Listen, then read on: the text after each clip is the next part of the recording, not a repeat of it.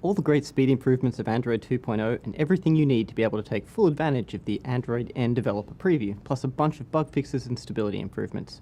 I'm Reto Meyer, it's Android Tooltime time, and this is Android Studio 2.1. Installing the Android N Preview SDK requires Android Studio 2.1. As well as N-specific bug fixes, it also supports the N-Developer Preview emulator system images. It also allows you to use the new Jack compiler, but note that Jack doesn't currently support Instant Run. Jack does support many Java 8 language features, such as Lambda expressions.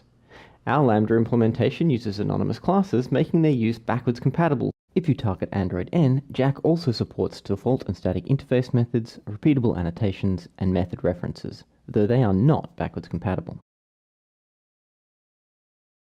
Android Studio 2.1 includes speed improvements to Instant Run, making it significantly faster. For instance, to reduce compilation time, the incremental Java compile feature is now enabled by default.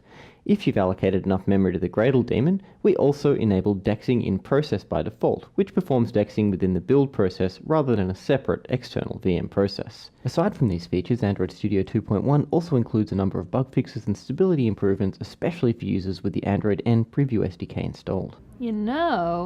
The last time Android Studio did a point update with mainly bug fixes, it was right before a major release.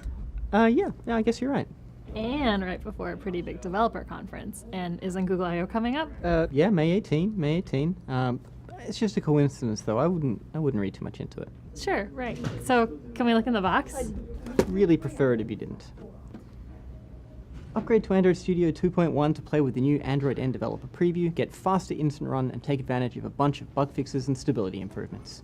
This is Android Studio 2.1, and this is Android Tooltime time. This is why we can't have nice things.